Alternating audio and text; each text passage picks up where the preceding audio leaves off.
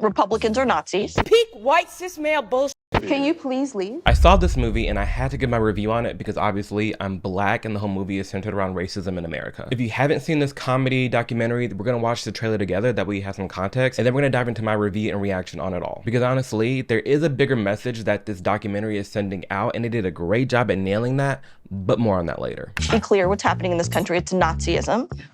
Republicans are Nazis. You cannot separate yourselves from the bad white people. I have to remind you all that that's real. Like, those are real people. Those are real political, racial, anti-racist activists. This movie is not a movie. The only fake thing about it was Matt Walsh's character that he was being disguised as. Other than that, this is just a documentary. Like, this is a comedy documentary. There are some funny moments that were scripted as far as Matt trying to be funny in certain situations, but everything that you're seeing and hearing from other people, that's their real opinion. So as we watch this movie and go through this trailer, do keep in mind, none of this is scripted. Growing up in the 90s, I never thought much about race. Sure, you noticed, but never really seemed to matter that much. At least not to me. Being a white, straight, cisgender man, it's the top of the pile. I'm on the top of the pile. That's me.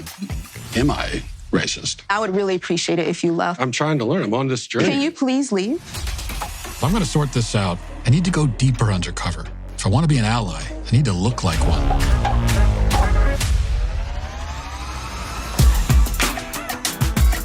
What is racism? Martin Luther King said not to judge people by Martin Luther King said a lot of stuff. Is America inherently racist? What the hell is that? The word inherent is challenging there.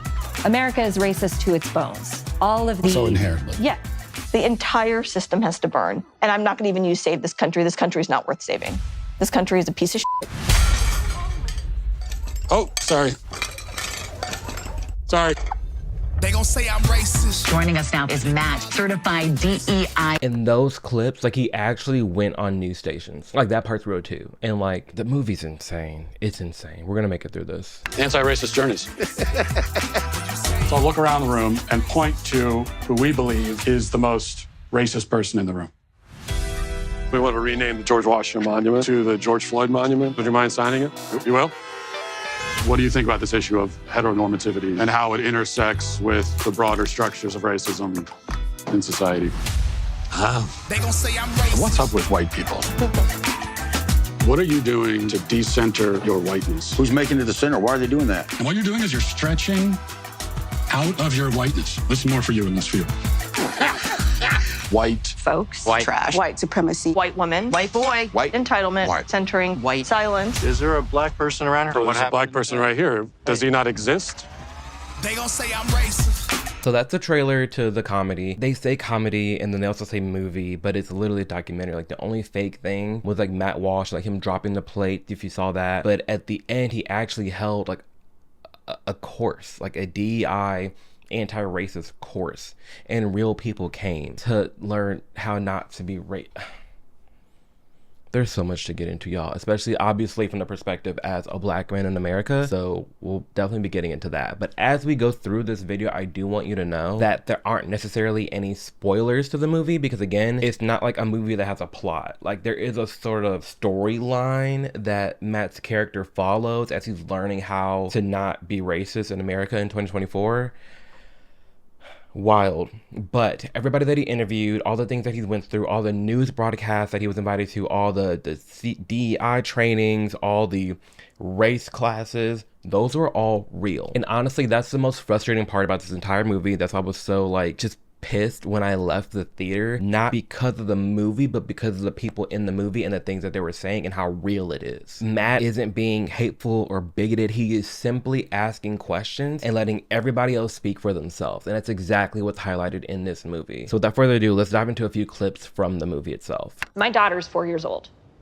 I am an anti-racist educator, quote unquote. She's still watching Disney movies and she is choosing a white princess over princesses of color. Have you talked to her about that? All the time. This is a white anti-racist like speaker, novice, whatever you want to call them. And she's upset that her 3-year-old white daughter is always picking and highlighting the white princesses in Disney.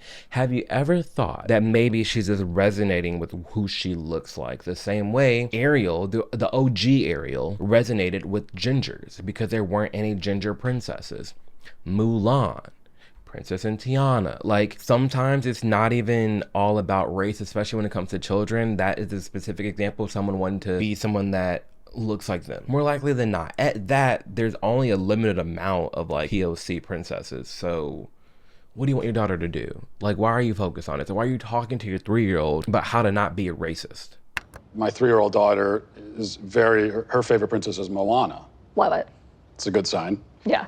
But then I also thought, you know, there's a little bit of cultural appropriation here. She wants to be Moana for Halloween. Mm-hmm. So how do we navigate that? Do I go and buy the Pacific Islander native attire for my white 3-year-old? I wouldn't. I wouldn't. But I guess what we might call the Moana problem here is what, on one hand, there's cultural appropriation. On the other hand, there's gravitating towards white characters. Right. So it's almost like no matter which way you go, you end up back in racism. We think every space belongs to us because we live in a white supremacist society. Is America an inherently racist country? I think the word inherent is challenging there. If we say... Fundamentally, yes. America is racist to its bones. All of the... So inherently. Yeah. These are real people, y'all. Like, this person's trying so hard not to be racist that she's actually coming off very racist. Like, you're happy. Oh, that's a good sign. Like, your daughter picking people based off the color of their skin. How do you not see the problem in that? It truly baffles me how racist these people are without even realizing it. Yet Matt's always the one being called racist. I'm the one always being called racist. Anyone that's on like the center right or just right is being called racist, when in reality, it's these far left liberal Democrats who are trying so hard not to be racist that they actually end up being racist. I was actually getting really irritated watching this damn movie, and I'm actually getting really irritated making this video because it's so like how is this real? Just how? I mean, I used to be a white woman, an unsuccessful one, for many decades, and it was a miserable experience. And really, the hatred of yourselves. In this clip, what you're seeing is a dinner. This is called a race to dinner. Again, this is a real thing. The only fake thing right there in this clip is Matt cosplaying as a server so he can sneak in and see what they're talking about. Everything else, this conversation, all of it is actually real. You can go to their website now. They're called Race to Dinner, and it's Indian lady and a black lady, and you pay them to have a dinner where only white women are allowed, and the whole dinner they're telling you how racist you are, and they're going to try to deconstruct your racism and how important it is for you to see color and see race in today's society, and how you can navigate this world being a white woman because you have all this privilege and like you're just like the bane of existence to Americans. Does that not sound crazy? And it's real. Like, it's you know what, we're pulling, I need to show y'all this. A race to dinner. Race to dinner experiences include 2 hours with Regina Jackson and Sarah Ralph for 8 white women. There's no better place for honest conversation than at a dinner table. After many years, we can safely say that breaking bread together helps us facilitate conversations around white supremacy, racism, and xenophobia. There's a white woman left a review. Race to Dinner walked me through identifying my personal responsibility. I left empowered. I now speak out and challenge others while relating my own racial bias instead of removing myself from conflict or discomfort. We don't need you to be Captain Save-A-Ho. I'm so tired of these white activists. I'm so tired of these white, these white elitists that are like, oh my gosh, like white saviors. I'm so tired of these white saviors. I'm very tired of it. There's nothing that a white person can do that I can't. My ancestors have gone through too far much in this country for me to sit here in 2024 and act like I don't have the rights. But as you see, this is the real thing. Let's get back to this trailer. That's it. It's, I'm so fat, I'm so stupid, I'm blah, blah, blah. Sorry.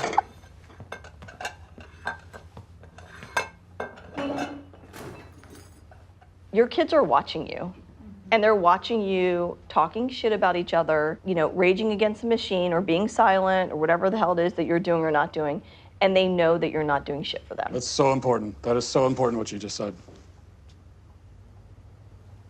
It's really important. That's all. We may have to add you to our team. Oh, I would love to take a seat and join you. No, you're not allowed to. That dinner scene was so uncomfortable to watch because you genuinely, these 2 brown women make a living off of charging 8 white women for a private dinner party for them to be told how racist they are. Like, this is a real thing that's going on. This entire race hustling industry, ooh, we're gonna get into that at the end of this video, but incredibly frustrating to see. The white participants in the group feel that there's something. Okay, in this scene, like I said before, in the movie documentary, Matt's like going through and trying to learn how to deprogram his whiteness and how to prop up black people and be an anti-racist. And so he paid this lady, I believe it was $5,000 to go to this course where this black woman is teaching all these white people on how to not be racist. So Matt went, but his disguise failed and they called out who he was. That's the context of what happened before this clip. Thing in themselves that they have to overcome, when all that's being requested of you is that you be. Hello. Hi. How are you? How are Sorry you? about that. Oh, no problem. You good? Yeah. Yeah. Remind me of your name again. Steven. Steven? Yeah? Okay. Did you want to come up? Come up? Yeah, do you want to come up and share anything? Sure. What do you want me to share? Whatever's on your I mind. just want to know that, like, my physical safety and yours and everybody else's here is okay. Why would your physical safety not be okay? Did I miss something? I don't feel comfortable. What? As soon as they're around somebody who they know has opposing views, they feel unsafe, they feel uncomfortable, they feel at harm. When this entire program is to be decentering yourself and becoming anti-racist. So if all people, wouldn't you want him there? No? Can you guys catch me up to speed on what's going on here? You don't need to be caught up. We're going to be silent. Is it because I said I had 17 black friends? It might have been 15. It depends on how you count them. I would really appreciate it if you left so that the people who actually want to be here and deserve to be here can get what they need. I do want to be Can here. you please leave?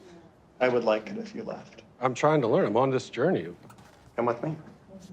Well, Thank you. I didn't consent to be touched. I'm not offering to. Okay, those are the funny parts. Matt was very quippy and very quick. Because again, all this stuff is live. Like, it's not scripted. This is actually him infiltrating like an anti-racist workshop. That was fun. And then later on in this clip, I'm gonna find it in here, they actually called the police on him. I did everything I could to fit in. I opened up. I was raw and emotional. I told them about my black friends. It was no use. They rejected me. And they called the police. They called the police and they're all hugging each other and crying because they were confronted with Matt Walsh, who wasn't even saying anything. Like, he wasn't being himself. He was a disguise. Like, he actually was like there to listen and try to learn how to not be a racist. And y'all are up in arms, upset. You're offensive. Police lives matter? Okay.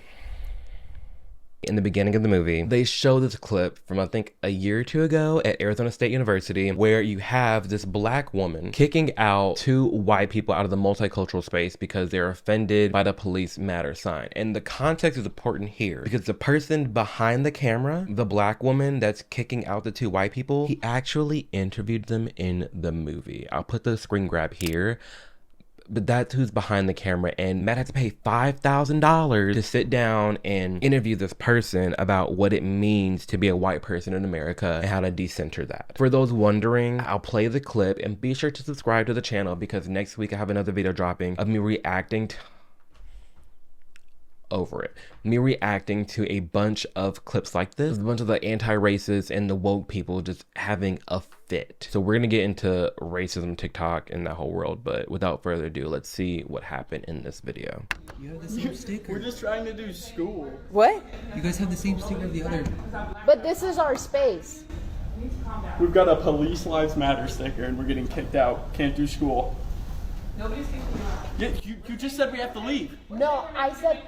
You're making this space uncomfortable. Uncomfortable.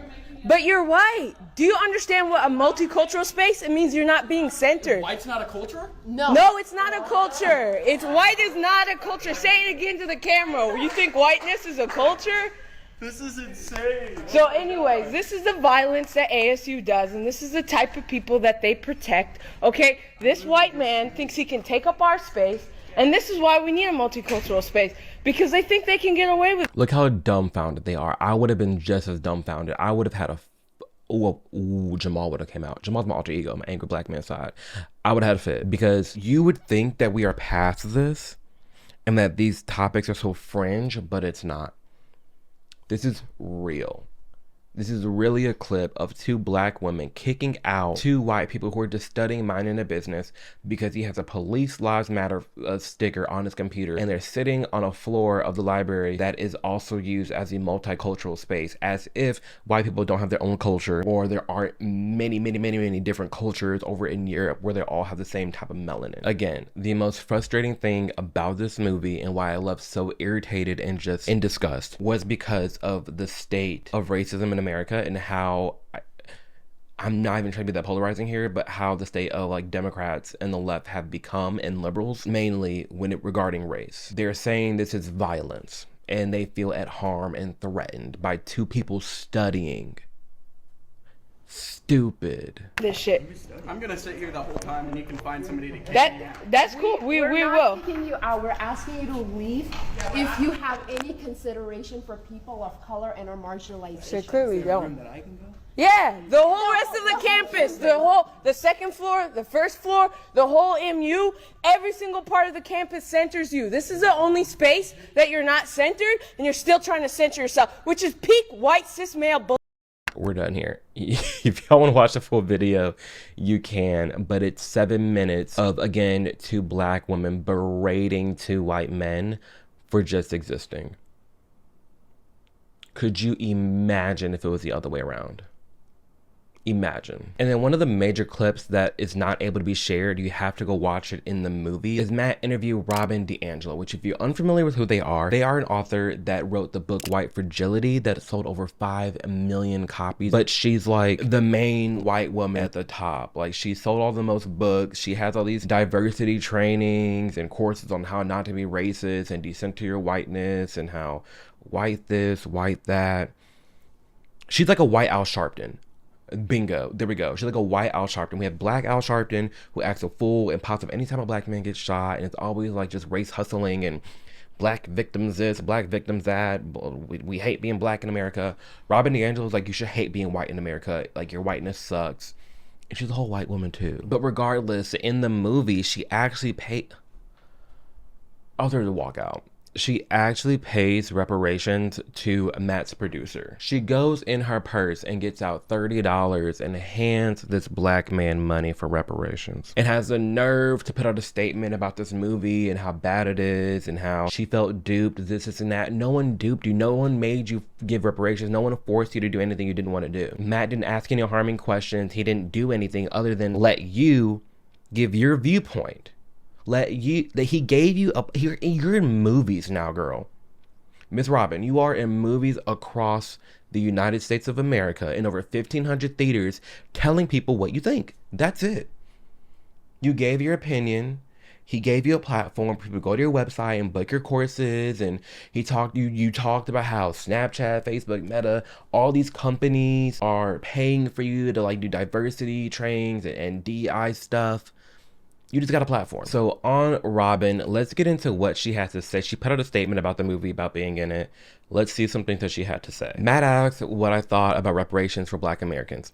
I said that I agree with reparations, but it was not my area of expertise. He then pulled up a chair and invited a Black crew member who went by Ben to sit with us, took out his wallet and handed Ben some cash. He said that if I believed in reparations, I should also give Ben cash. You could have easily kept saying no, and you could have stood on business.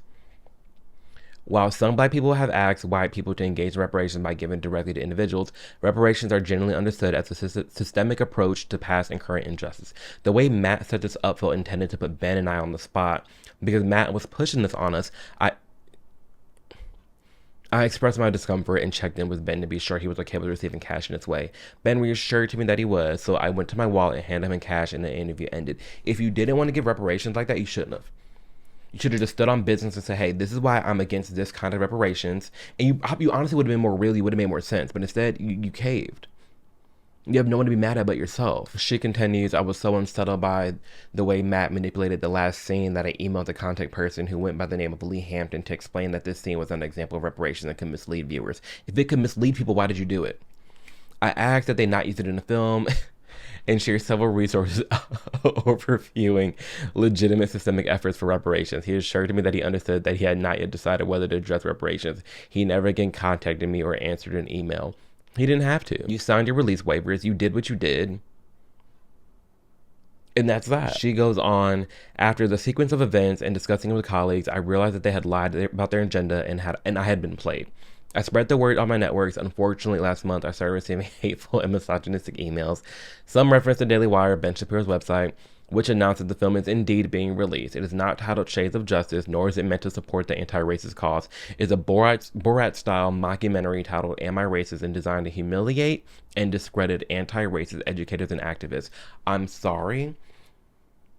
You did that yourself. This entire movie did that itself. Because the only actor in this movie is Matt Walsh. Everybody else is real. Everybody else is unscripted. To say that it was designed to humiliate and discredit anti-racist educators and activists doesn't make sense. Because if you believe that, then they just discredit themselves. You get what I'm saying? Like, this entire movie, nothing was fake about it. Nothing was discredited. Nothing was humiliated. Like, everybody just gave their opinion.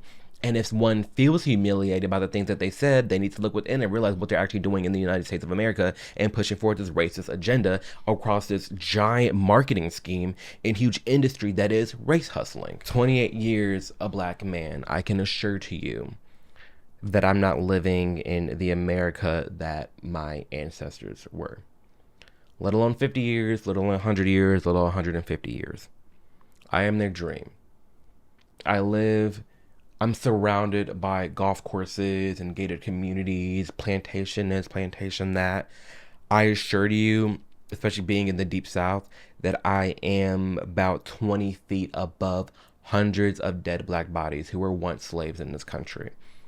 And 20 feet above them is me, in my room alone, talking to a camera as a full-time YouTuber who gets paid to express my viewpoint. When not even 60 years ago, I couldn't even share my viewpoint. So miss me with this narrative that America is so racist, that we need all this anti-racism class, we need this, your white fragility this, white savior this, white supremacy this. I'm more over it than you guys can even comprehend. Like, the frustrations of any white person watching this video or listening to it and getting talked to in this way from these people, like, you need to deconstruct your whiteness, or being white is horrible and this and that, is tenfold for me as a black man in America, constantly, that's why I speak out, but constantly under attack like under attack by the race hustling industry within America. That is what this movie really showed me and highlighted to me. Because I've shown you some monumental clips and we've talked about others, but my essential review walking out of that movie as a black man in America is how upset I am and frustrated that twofold. One, there are this many black people in this industry making a crap ton of money off the plight and pain of other black people, because I was once there. I was once someone at these BLM rallies. I was once someone you can ask. Anybody who's close to me, you can ask them about my anxiety pre-2017 when I started like diving into like the truth of politics and the left versus the right, whatever it may be. I used to be petrified of the police. I used to hate myself because I was black in America. You ask the average black person, and if you ask them how many black people are shot and killed by the police, they're going to give you the hundreds, they're going to give you the thousands, when in reality, it's less. I say this all the time, but it lifted so much anxiety off my shoulders.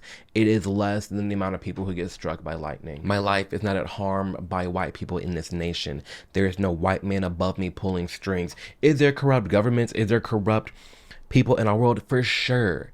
But for me to sit here and act like I don't have the same legal rights as a white man next to me is dumbfounded. It truly is. And it makes me emotional because it's like, I know we all talk about it. We've all seen it. The pain that my ancestors went through. When I'm literally living as my ancestors dream. We see the videos of the water hose. We see the videos of the sit-ins. We see the videos of the marching, of whites only this, black only this. We see all these different things. You know, we're taught and we're told all about slavery and the Klansmen and lynchings and all these horrible acts that happen within this country, admittedly so. And for you to sit here as a black person in America and act like you have it as bad, if not worse than our grandparents, is beyond me. And then as a white person in America, it baffles me how many white people feel bad for being white. How many white people sign up for these courses to be anti-racist? How many white people sign up for dinners to be told how racist they are? How many white people feel like they need to work on just being white in America and to help up the black race? Do you not see how wrong and pitiful that sounds? For you to really sit here and act like you need to be the Captain Save-A-Ho of all black people in this world. For you as a white person to put yourself on this pedestal and say, yes, I need to help the black race. I need to help black people. I need to speak up and use my white voice. You're automatically putting yourself above me. You're putting yourself on this pedestal that you need to help the little old black man up. There's nothing you need to do to help me. And it's racist for you to assume and look at everybody's color and act. This movie, y'all need to go see it. It's real. Robin, it reminded me of this clip. When Robin and Matt were talking, Robin DiAngelo, the white fragility person, they were talking. She was talking about how she makes a point. When she comes across every black person in the grocery store, she makes a point to really smile and acknowledge them. Do you not see how stupid and racist that sounds? Like you're looking out for different colors of people and treating them different based on the color that they are? Dumb, y'all. That's my movie review. I'm really bothered. The way I feel right now is how I felt when I left that theater. Just dumbfounded in disbelief and upset that here we are today in 2024 and race is still a topic of discussion. Race is still a concern.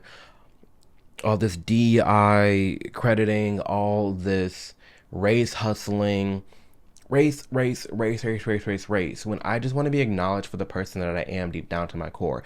I just want to be acknowledged for who I am as a person, as Amir. I want to be acknowledged for my personality. I want to be acknowledged for how I make my friends laugh. I want to be acknowledged for just being a decent, good human being. And I make this YouTube channel as a black person and as a gay person, and I talk about that and I talk about my experience because for so long I was always being told that because I'm black I have to think a certain way, because I'm gay I have to think a certain way, and it's pushed down the throats of so many black people and gay people out there to the point where I have to play into this part of the identity politics and push back on this idea that all black people think a certain way, all gay people think a certain way, because I'm brave enough to actually step up and have this damn platform and put it out there and show, no, we all don't think the same. All black people don't think the same, all gay people don't think the same. And it boils my blood that in 2024 we're still having this discussion of how we're looking at different races, of how we're treating different races. And it boils my blood even more that it is the one side, the left, the liberals, the Democrats, always harping on equality and love and acceptance and yes, when I'm seeing everything but. Again, all this, like Kamala Harris, I'm voting for we need the first black woman as president. Do you not see how racist that is? Could you imagine anybody else saying, I'm only voting for Trump because he's the white man? Which I'm sure there is like a small portion of the right that is doing that. But compared to all the gays and blacks that I'm seeing on the Democrat Party, say, oh, we need the first black president. Yes, queen. I thought we weren't supposed to be looking at someone's color of their skin. We're supposed to be looking at the content of the character. But the more as this election goes on, what we're seeing is that there are so many people harping on the identity of Kamala Harris. I think you all should go watch the movie. It may frustrate you, it may irritate you, but it will highlight and display what these people actually think. So with all that being said, I'm done ranting. I'm done getting emotional. I'm over this damn movie. Thank you for taking time to watch this video. I appreciate you a ton. Thank you for subscribing. Thank you for sharing all my content. It means the world to me. This channel is growing at a very rapid rate. We just hit 300,000 and now we're at 320. Are you kidding me, you guys? Thank you so much for the love and support. I have a lot more content on the way. There'll be 3 videos dropping next week. 3. I'm normally at once a week, like 4 or 5 videos a month, but I've ramped it up. We're gonna see how long this lasts, this streak, if I can keep putting in all this work, because your boy's been working. I'm a solo ship over here, but not much for much longer. Shout out to editor Andy. Love you a ton, brother. So that's something new in development. The team is growing over here with Amir Odom, so I'm very, very grateful for that. And yeah, keep an eye out for future content, and let's hope that this anti-racist industry eventually comes to an end, because it's doing way more harm than good.